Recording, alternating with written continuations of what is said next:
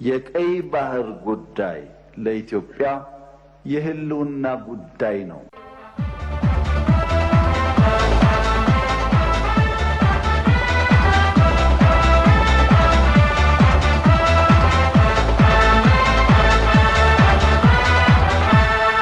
ሁለተኛው ዓለም ጦርነት በኢትዮጵያ አቆጣጠር ከ1932 ዓመተ ምህረት እስከ 1937 በአውሮፓውያን አቆጣጠር ከ1940 እስከ 1945 ድረስ ተካሄደ ዘግናኝ ጦርነት ነበር። በዚህ ጦርነት የአክሲስ ኃይላት በሚል የተጣመሩት ጀርመን፣ ጣሊያንና ጃፓን ነበሩ። እነዚህ ኃይላት በመጨረሻም ተሸነፉ። በሁለተኛው ዓለም ጦርነት በአጠቃላይ በዓለም ዙሪያ 70 ሚሊዮን ሕዝብ በጦርነቱ ሕይወቱን አጥቷል። ከጦርነቱም በኋላ አሜሪካና ሶቪየት ኅብረት የዓለም ዋና ሀያላን ሀገራት ሆነው ብቅ አሉ። ሰሞኑን ታዲያም ሁለተኛው የዓለም ጦርነት ያበቃበት 80ኛ ዓመት በዓለማችን የተለያዩ ክፍሎች በመዘከር ላይ ነው።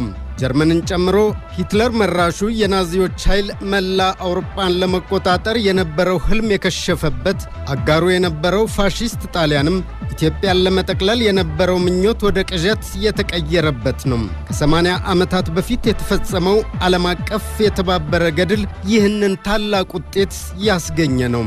ቀድመው ኢትዮጵያውያን አርበኞች ፋሺስት ጣሊያንን አባረሩ። የሂትለር ቀኝ እጅና አለሁልህ ባዩ ቤኒቶ ሙሶሊኒ ቅስሙ ተሰበረ። ፋሺስታዊው መንግሥት ተንኮታኮተ። እንዲህ ያሉ ታሪኮቿ እምብዛም በዓለም አቀፉ የታሪክ አካል ተያይዘው ተሳስረው አይነገሩላት እንጂ ኢትዮጵያ በፋሺስት ጣሊያን ላይ የተቀዳጀችው ድል 4 ዓመታትን ዘግይቶም ቢሆን የናዚ ኃይሎች እንዲሸነፉ የራሷን አሻራ ያኖረችበት ነው ማለትም ይቻላል። ሁለተኛው ዓለም ጦርነት እንዲቋጭ ፋሺስት ጣሊያን በኢትዮጵያ ውስጥ ሽንፈትን መከናነቡ የራሱ ጉልህ ድርሻ ነበረውና። ጤና ይስጥልኝ የተከበራችሁ አድማጮቻችን፣ ዳሰሳ ጀመረም። መላ ዓለም በተለይም የናዚ ቀጥተኛ ጉዳት ሰለባ የነበሩት አውሮፓውያን ሁለተኛው ዓለም ጦርነት በናዚ ሽንፈት የተቋጨበትን 80ኛ ዓመት በማክበር ላይ ይገኛሉ። በዚህ ረገድ ጦርነት አንዱ በዓለማችን የሰው ልጆች ፈተና ሆኖ አሁንም ቀጥሏል። የአየር ንብረት ለውጥ ደግሞ ሌላኛው። ከዚህ በተጨማሪ እንደ ሱናሚ ያሉ ክስተቶች፣ የመሬት መንቀጥቀጥን የመሳሰሉና በጅምላ የሰው ልጆችን የሚያጠፉ ተፈጥሯዊ ጉዳቶችም በተከታታይ በመድረስ ላይ ናቸው። ሌላኛው በቅርቡ በዓለማችን የተከሰተው የኮሮና ወረርሽኝ እጅግ ከፍተኛ ከሆነ ጦርነት ተለይቶ የሚታይ አይደለም። እነዚህን ነጥቦች በማነሳሳት ዓለም ከሁለተኛው ዓለም ጦርነት ወዲህ ከሰው ሰራሽም ይሁን ከተፈጥሮ አደጋዎችና ፈተናዎች ምን ተማረ የሚለውን እንተቻለን። የዛሬው ተረኛ አዘጋጅና አቅራቢ ተስፋ ያለነ ነኝ።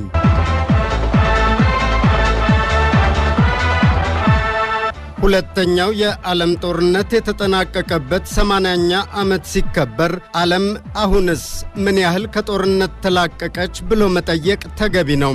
ሀገራትና ተመሳሳይ ክንፍ ያላቸው የሀገራት ስብስቦች በተናጠልና በጋራ የሚያካሂዷቸው የጉልበት ማፈርጠም እንቅስቃሴ በዓለማችን በየትኛውም ጥግ ይስተዋላል። ጦር አውርድ ሰበካ በዓለማችን በተለያዩ ጥጎች ዘንድሮም በዚህ ዘመንም ሊወገድ አልቻለም። ከአትላንቲክ ማዶ ያሉትን ዩናይትድ ስቴትስና ካናዳን፣ ወዲህ ደግሞ የአውሮፓ ሀገራትን በአባልነት የያዘው የበይነ መንግስታት ወታደራዊ ኅብረት የሆነው የሰሜን አትላንቲክ ጦር ቃል ኪዳን ድርጅት ኔቶን ብቻ ለማሳያነት እንጥቀሰው። ከዓለም አጠቃላይ ወታደራዊ ወጪ 70 በመቶው የኔቶ ነው። በ12 አባል ሀገራት የተመሰረተው ድርጅቱም አሁን ላይ 29 አባል ሀገራትን አቅፎ ይዟል። በዓለም በወታደራዊ ጥምረት ወደር የለሽ ኃያል የሆነው ኔቶ ሁለተኛው ዓለም ጦርነት ካበቃ በኋላም የዛን ጊዜዋ ሶቪየት ኅብረትንና የሶሻሊስት ፍልስፍናዋን መስፋፋትን በመስጋት ለመከላከል የተቋቋመ ነበር። እርግጥ ነው የዛሬው ዓለም አቀፍ ሁኔታም የዛሬ 70ና 80 ዓመት ከነበረው በእጅጉ የተለየ ነው። ሌላው ቀርቶ ኔቶ በኔ ጥረት ጭምር ተሳካ የሚለው የሶቪየት ሶሻሊስት ካምፕ ከፈረሰበት ከ1990 አንጻር የዛሬዋ ዓለም በፍጥነት ተለውጣም ሌላ መልክና ቅርጽ ያላት ሆናለች።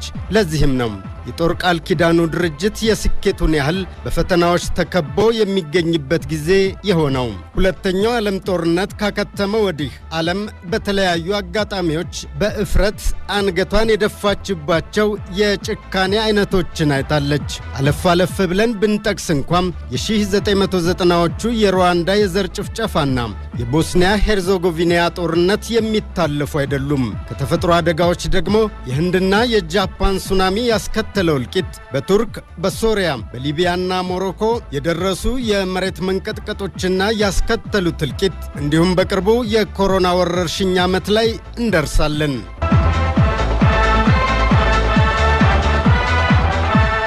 ሰው፣ ፖለቲካ፣ ገበያ ሁሉም አደብ ገዝቶ ትኩረቱን ወደ አንድ አቅጣጫ ያዞረበት ዓመት የኢትዮጵያ ሰው ብቻ ሳይሆን የዓለም፣ የኢትዮጵያ ፖለቲካ ብቻ ሳይሆን የዓለም፣ የኢትዮጵያ ገበያና ኢኮኖሚ ብቻ ሳይሆን የዓለም፣ ሁሉም ቀስቱን ያነጣጠረው በአንድ የዓለም ጠላት ላይ ብቻ የሆነበት ጊዜ ኮሮና ቫይረስ። በሀገራት መካከል ጠብ በረድ ያለበት፣ ፖለቲከኞች ለጊዜውም ቢሆን ቁርቋሷቸው ጋብ ብሎ የተስተዋለበት፣ የደራው የገበያ ሽኩቻም፣ ትንቅንቅ ቀረሹ የኩባንያዎች የንግድ ፉክክር፣ የሁሉም ስለት በኮሮና ወረርሽኝ ተገዶ ወደ ሰገባው የገባበት ዓመት።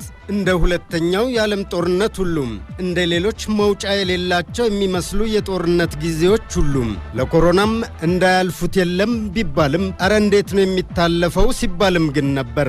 ያ ዓለምን ያካለለ የኮሮና አውሎ ንፋስ ማዕበሉ ከተገታ በኋላ ታዲያም የምትኖረው ዓለም አሁን ካለችው ዓለም በእጅጉ የተለየ ሌላ ገጽታ የያዘች መሆኑ አይቀርም የሚሉ ትንታኔዎች ያኔውኑ ይወጡ ጀመር። በበጎም ይሁን በክፉ ከታላላቅ ክስተቶች በኋላ የሀገራት አሰላለፍ እንደሚቀየር ከሁለተኛው የዓለም ጦርነት በፊትና በኋላ ያለችውን አሜሪካ በማነጻጸር ሰፋፊ ትንታኔዎች መውጣት ጀመሩ። የሰው አመለካከት ለውጥ፣ የፖለቲካ ፍልስፍና እጥፋት፣ የገበያና ኢኮኖሚ አሰላለፍ ለውጥ በመላ ዓለም መከሰቱ አይቀሬ እንደሚሆን ሳይንሳዊ ትንታኔዎች ቀድመው ሲወጡ ነበር። አሁን ፕሬዝዳንት ዶናልድ ትራምፕ ወደ ሥልጣን ከመጡ ወዲህ እየሆነ ያለውን በመመልከት ብቻ እንኳ ቀደም ብለው ግምታቸውን ላሰፈሩ ክብር እንሰጣለን። እንዲህ ያለው ለውጥ ተፈጥሯዊና አይቀሬ ነው ይሉ ከነበሩት መካከል አንዱ ታዲያም ካሌድ ሳሌህ ነው። ከ4 ዓመታት በፊት ካሌድ ሳሌህ ልብ የሚነካ ጽሑፍ አስነብቦ ነበር። እርሱ በወቅቱም የኢንፍሉዌንሻል ዴይሊ ዮም 7 ጋዜጣ ዋና አዘጋጅ ነበር። ካሌድ ሳሌህ እንዲህ አለ። የሰው ልጅ ነጭ ይሁን ጥቁር፣ አረብ ይሁን ሌላ፣ ግለሰቦችና ሀገራት ጠንካራ ይሁኑ ደካማ፣ ሀብታም ይሁኑ ድሃ፣ አሁን ሁሉንም በአንድ ቅርጫት ውስጥ በእኩል ሚዛን ላይ ያስቀመጠ የጋራ ጠላት ፊት ለፊታችን ቆሟል። እኛ የሰው ልጆች አለ ያ ግብፃዊው ጋዜጠኛ በጊዜው የዚህች ዓለም የፖለቲካ ይሁን የኢኮኖሚ፣ የጤና ይሁን የማኅበራዊ፣ የፍትሕ መጓደል የሚታይባት መሆኗን የታዘብንበት ያረጋገጥንበት ሆኗል። እናም ያልተፈለገው እንግዳም ኮሮና ተጠራርጎ ሲጠፋ ይህች ዓለም ለሰው ልጆች ሁሉ የተመጣጠነ ፍትሐዊነትን የምትቸር እንድትሆን ልንታገል ይገባል ነበር ያለው። በሁለተኛው ዓለም ጦርነት ፋሽስቶችና ናዚዎችን ዓለም በተባበረ ክንድ እንዳቸነፋቸው ሁሉም እኛ የሰው ልጆች አለ ካሌድ ሳሌህ ደግሞ በኮሮናው ዓመት አሁን በፍርሃትና ጭንቀት ተውጠናል። ልክ አሁን በገዳዩ ቫይረስ ላይ ድልን ለመቀዳጀት በህብረት እንደተነሳ ነው ሁሉም በውስጣችን ያለውንና ምናልባት ካረጀው ዓለም የወረስነውን የግጭት የጦርነት ታሪክ ድል ነስተነው ልንሻገር ይገባል።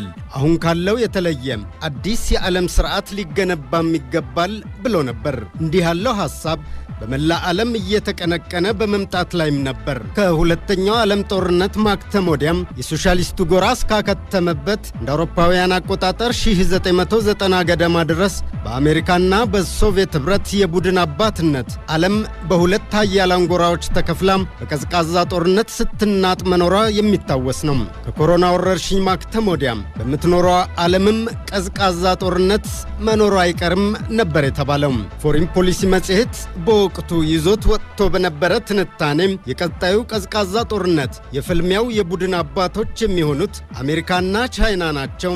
ይህም ከወዲሁ ምልክቶቹ እየታዩ ነው ብሎ ነበር ከ4 ዓመታት በፊት። አከራካሪ ይመስል የነበረው ጥያቄ ግን እስካሁን ባለው የዓለም አቀፍ ፖለቲካ የኃይል አሰላለፍ ከአሜሪካ መራሹ ምዕራባዊ ጎራ የሚገኙት አብዛኞቹ የአውሮፓ ሀገራት ቀጣይ ማረፊያቸውስ የት ይሆናል የሚለው ነበር። እናንተስ የት የሚሆን ይመስላችኋል?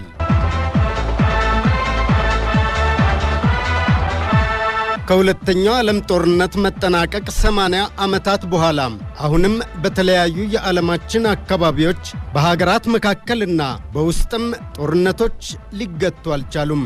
የሰው ልጅ ፈተናው ፊት ለፊት ከሚጋፈጠው ጦርነት ጋር ብቻም አይደለም፣ ከሌሎች ከዘመኑ ጋር በመጡ ሁኔታዎችም ጋር በመላተም ላይ ነው። ከጥቂት ዓመታት በፊት ታይም መጽሔት ላይ የወጣ አንድ ትንታኔን በማሳያነት እንመልከት። ጸሐፊው ኢያን ብሬመር ናቸው። የዩሮኤዥያ ግሩፕ ፕሬዝዳንትና የመጽሔቱም አምደኛ የነበሩ ሰው። ሉላዊነት ግሎባላይዜሽን አሉ ብሬመር፣ በዓለማችን ቢሊዮኖች ከድህነት እንዲወጡ አስችሏል። ሰው በምድር ላይ የሚኖርበት የነፍስ ወከፍ ዕድሜ ጨምሯል። ከመቼውም ዘመን በላይ ጤናማነትና ምርታማነት ከፍ ብሏል። በዓለም እስካሁን ካለፈው ጊዜ ሁሉ የተሻለ ትምህርትና ኢንፎርሜሽን የበለጸገበት ዘመን ሆኗል። በምድር ላይ ለመኖር ከመቼውም ዘመን ይልቅ አሁን ያለው ጊዜ የተሻለው ነው። ጸሐፊው ኢያን ብሬመር ቀጠሉ። ታዲያ ለምን እጅግ የበዙ ሰዎች አሁን ባለው የዓለም ሥርዓት ደስተኛ ሳይሆኑ ቀሩም? ሉላዊነት ለምን አደጋ ተጋረጠበት? በየሀገራቱ ያሉ የፖለቲካ ሥርዓቶች ለምን በተቃውሞ ይናጣሉ? እዚህም እዚያም የእርካታ ማጣት ለምን በዝቶ ይታያል? ጸሐፊው ኢያን ብሬመር ራሳቸው ምላሹን ይሞክራሉ። ምክንያቱም አሉ፣ ዓለም በማያቋርጥ ለውጥ ውስጥ በመሆኗ ብቻ ሳይሆን የለውጡ ፍጥነት የብርሃን ፍጥነት እየያዘ በመምጣቱም ነው። ድንበር ተሻጋሪ ሐሳቦች፣ ፈጠራዎች፣ መረጃዎች፣ ሰዎች፣ ገንዘቦች፣ ሸቀጦችና አገልግሎቶች ከመቼውም ጊዜ በላይ ባለንበት ዘመን በከፍተኛ ፍጥነት በመንሸራሸራቸው ነው ይላሉ። በዓለም ላይ ዕድልና ብልጽግናን የማስፋቱን ያህል ፍርሃትንም በማንገቡ ነው። ከዚህም በተጨማሪ እርግጠኝነት እንዲመናመንም ምክንያት በመሆኑም ነው ብለዋል። ስለዚህም በሊበራልና በኒዮሊበራል አተያይ የተቃኘውና በአሜሪካ ፊት አውራሪነት የሚዘወረው ሉላዊ የዓለም ሥርዓት ግሎባላይዜሽን ጥቂት ግለሰቦችና ኩባንያዎችን በቢሊዮኖች ላብ እያፈረጠመ ብዙሃንን የበይ ተመልካች አድርጎ እየተጓዘ በመሆኑም የለውጥ ጥያቄው እየበረታ እንዲመጣ አድርጓል። አሁን በአሜሪካ እየተመራ ያለው የዓለም ሥርዓት በጥሎ ማለፍ እንጂ በተጋግዞ አብሮ የጋራ አሸናፊ መሆን ላይ የተቃኘ አይደለም። ለዚህም ነው በዓለም ላይ ግለኝነት እየገነነ በመምጣት ላይ ያለው የሚል ክርክርም በመቅረብ ላይ ነው። ከዚህ በተለየ በእስያ እነ ቻይና ወደ ፈረጠመ የኢኮኖሚ ኃያልነት የመጡበት መንገድ ከግለሰቦች ይልቅ ምልአተ ሕዝብን ለተሻለ ኑሮ ማብቃት ላይ ያተኮረ በመሆኑ ያዘገመ የነበረው የቅቡልነት ከፍታው በዚህ ወቅት ይበልጥ ፍጥነት ጨምሯል። እናም ከኮሮና ወዲህ አሁን በምትገኘው ዓለምና ወደፊት በምትቀጥለው ዓለም የፖለቲካና ኢኮኖሚ መሪነት የአሜሪካ ኃያል ክንድ ባይታጠፍም እንኳ ቀስ በቀስ እየዛለ መሄዱ የሚቀር አይመስልም ነው የሚሉት ተንታኞቹም። ስለዚህም መንግስታት ለሕዝባቸው ዘላቂ ጥቅም፣ ለሀገራቸው ልማትና ለሁለንተናዊ ብልጽግና የሚበጅ ከራሳቸው ነባራዊ ሁኔታ የመነጨ አቅጣጫ መከተል የዚህ ዘመን ወሳኝ አማራጭ ነው ይላሉ።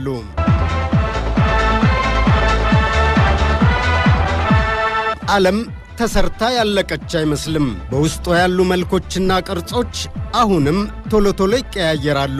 ሌላው ቀርቶም ከሁሉም በላይ የዓለም ጂኦፖለቲክስ አሁን ካለው አሰላለፍ በእጅጉ መለወጡ የሚቀር አይመስልም። በእንዲህ ያሉ ጉዳዮች ላይ በርካታ ጽሑፎች በመውጣት ላይ ናቸው።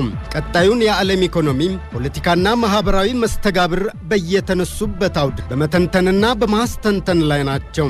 እስካሁን ባለው አሰላለፍ ምዕራባውያን ብለን የምንጠራው የጂኦግራፊያዊ ሳይሆን ፖለቲካዊ ንፍቀ ክበብ ወዲህ ከመሃል አውሮፓ ማዶ ለማዶ ደግሞ ከአውስትራሊያና ኒውዚላንድ እስከ ካናዳና አሜሪካን የሚመለከት ነው። ይህ የተለመደ ምዕራባዊ አገላለጽ ተመሳሳይ ክንፍ እንዳላቸው ወፎች ተመሳሳይ የፖለቲካ ፍልስፍና የሚያራምዱ ሀገራት በአንድ አክናፍ ተጣምረው የሚከንፉበት ለመሆኑ መለያም ጭምር ነው። በምዕራባውያን ክንፍ ውስጥ በተመሳሳይ ሲከንፉ የነበሩ ሀገራት ሁሉም አሁን ቀስ በቀስ የመበታተንና የየራሳቸውን ወቅቱ የሚጠይቀውን አማራጭ የመውሰድ እርምጃ በመውሰድ ላይ ያሉ ይመስላል። ይህም በተመለከተ ኮርበር ፋውንዴሽን የተባለ ተቋም የህዝብ አስተያየት ጥናቱን ከጥቂት ጊዜያት በፊት ይፋ አድርጎ ነበር። በሜዳው ውስጥ በአንደኛው አጋማሽ አሜሪካም በሌላኛው አጋማሽ ቻይና የቡድን አባት ሆነው ጀርመን ወደ የትኛው የቡድን አባት የምትሄድ ይመስላችኋል የሚል መጠይቅ አቀረበም። ይህ ጥያቄ ከቀረበላቸው ጀርመናውያን መካከል በቀጣዩ ዘመን አሰላለፍ ሀገራቸው ከቻይና ጎን እንድትሆን የሚሹት 36 በመቶ ሆነው ተገኙም። ወደ አሜሪካ ያሉት ደግሞ 37 በመቶ ሆኑም። ይህም የጀርመኖች ልብ ምን ያህል ከምዕራባዊው የፖለቲካ ፍልስፍና እየራቀ እንደመጣም እንዲሁም ምን ያህል ልባቸው እየዋለለ እንደሆነ አመላክቷል።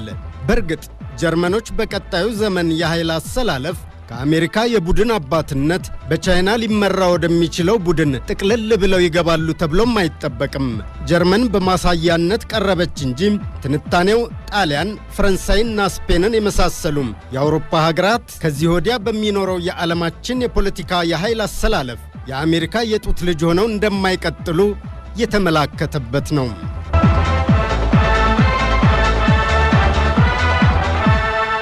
መላ ዓለም በተለይም የናዚ ቀጥተኛ ጉዳት ሰለባ የነበሩት አውሮፓውያን እንግሊዝ፣ ጀርመን፣ ፈረንሳይ፣ ፖላንድን የመሰሉ ሀገራትና ሩሲያ ዕለቱን በብሔራዊ በዓልነት የሚዘክሩት በአንድ ቀን ልዩነት ውስጥ ነው። ምዕራብ አውሮፓ የናዚ ጀርመን ጦር ፈረንሳይ ውስጥ ሬሚስ በተባለ ስፍራ እጅ የሰጠበትን እንደ አውሮፓውያን አቆጣጠር ግንቦት 8 1945ን ዘክረውት ይውላሉ። የሶቪየት ኅብረት ውርስ አስቀጣይ የሆነችው ሩሲያ ደግሞ ቀዩ ጦር በድል እየገሰገሰ በርሊንን የተቆጣጠረበትን ቀጣዩን ዕለት ማለትም ግንቦት 9 1945ን በድል ቀንነት ትዘክረዋለች። የዛሬው ዳሰሳችን መነሻ ሁለተኛው ዓለም ጦርነት የተጠናቀቀበት 80ኛ ዓመት ይሁን እንጂ የዳሰሳው ማጠንጠኛ የሁለተኛው ዓለም ጦርነት ታሪክ አይደለም።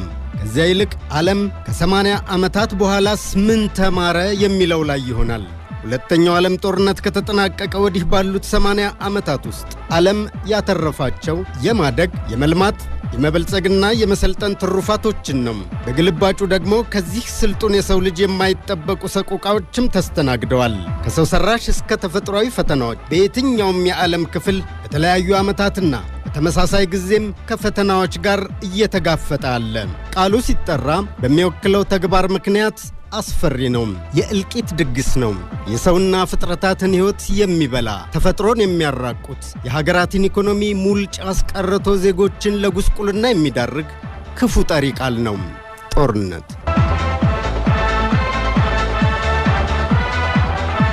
ይሁንና በሁኔታዎች አስገዳጅነት ታሪክም ለመማር እንዲቻል በማሰብ ሁለተኛው ዓለም ጦርነት የተጠናቀቀበትን 80ኛ ዓመት ምክንያት በማድረግ ዓለም ከዚህ ምን ሊማር ይችላል በሚል ካለፉት 80 ዓመታት ወዲህ የታዩ ክስተቶችን በወፍ በረር በማንሳት የቃኘንበት የዛሬው ዳሰሳችን ይህን ይመስል ነበር። የዛሬው ተረኛ አዘጋጅና አቅራቢ ተስፋ ያለነ ነኝ። ሳምንት በሌላ ርዕሰ ጉዳይ እንገናኛለን። ጤና ይስጥልኝ።